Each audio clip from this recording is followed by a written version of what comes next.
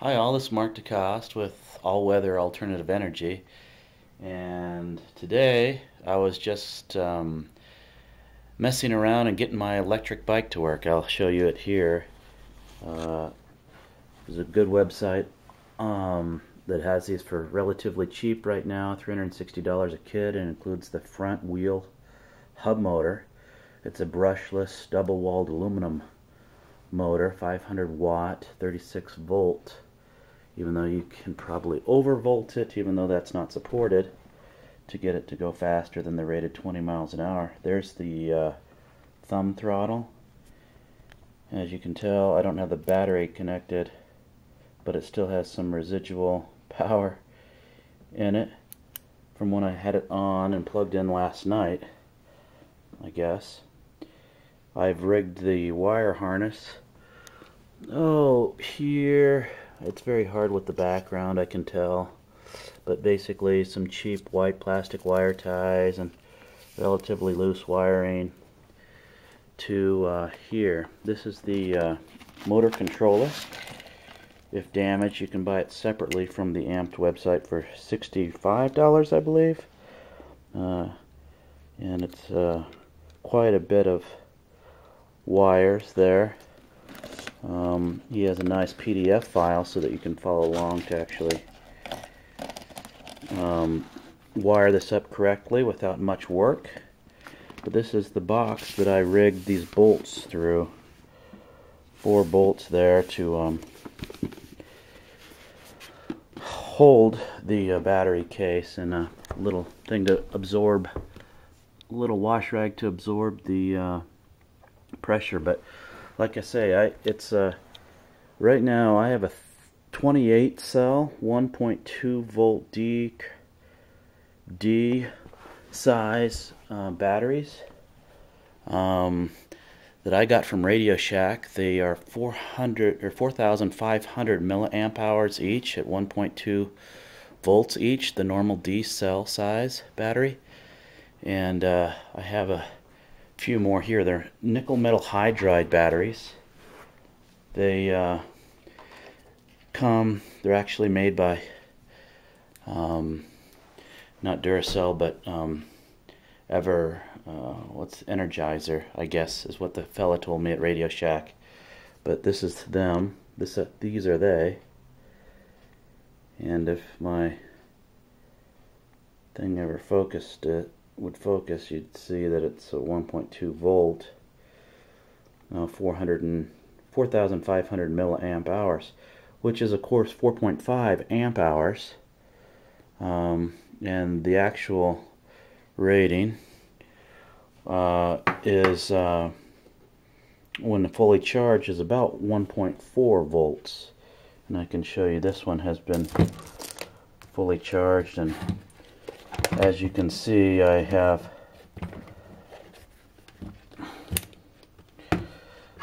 change it to volts direct current, and as I get my battery attached, I'll just hold it there to show the 1.4 volts operating current there. So, but as you look over here, operating voltage, I guess I should have said, this is a pack that I made yesterday with heat shrink. There's 28 cells in here. They're all these same Radio Shack batteries, and that gets me to a voltage. They're wired in series. As you can see, these are fully charged also. I fully charged them individually. Let's reverse the polarity here for the positive to be on that side, and you can see 37.5 volts. So it's well above the 36 actual spec'd out volts, or a volt and a half. But I found out that most battery packs have about 30 cells in them, 30 batteries, 30 individual cells. So my 28 cell pack at 37 volts, 37 and a half volts works. It was actually, I ran it around the block, and I believe it was 39 volts, 39.8 volts before my little ride around the block with it last night. And that was my first night last night, December, I think it was 8th yesterday, 2008. But that was my first test of the actual contraption, all working, and a battery pack that's working. Um, but yeah, I am in the process of making this battery. It's another 2 cells, and I need to get the 37 up to just like 41 to 42 volts, give or take. And so I'm going to run another, each one should be 1.2 to 1.4 volts each, and that'll get me up over 36 volts for sure. But the point is to have it go a little bit faster, stay in that nominal voltage, 36 volt range. I don't want to get close to the 48 volt range, but the supplied 36 volt sealed lead acid charger that you'll get in your kit if you order from ampedbikes.com is this one. It's an intelligent charger. It's rated at, as you can see, 36 volts direct current, 1.8 amps plus or minus a tenth of an amp. So, and it says intelligent charger for lead acid batteries.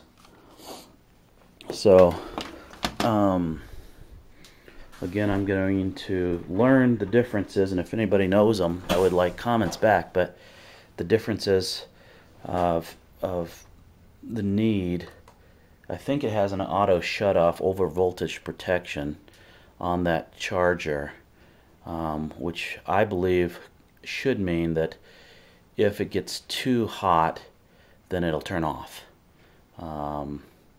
Sort of as a temperature regulator type of a deal. But again, I know that there's a lot of different specs that have to do with relative temperature of the battery pack, and I think that's how it senses the over voltage or overcharging feature.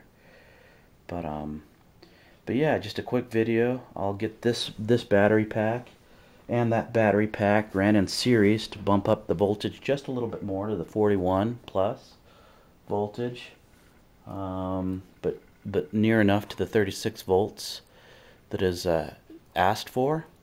And as I said, already at 37 volts, as that pack had 37 and a half or so, it worked flawlessly. It just, as soon as I give it too much throttle, when the throttle switch was on, it went from full, that's this one here.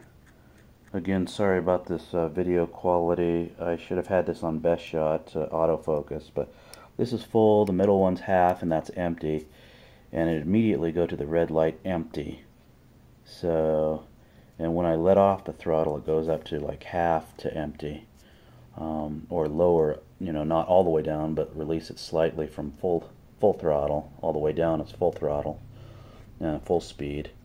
So yeah, I'm hoping to negate that by running another pack of these cells if I can find them for really cheap online. And after I bought these cells at the local Radio Shack store here in Colorado Springs, Colorado, I found that you can actually buy 1,000 or 10,000 milliamp hours or 10 amp hour D cell size 1.2 volt nickel metal hydride batteries for about $10 each.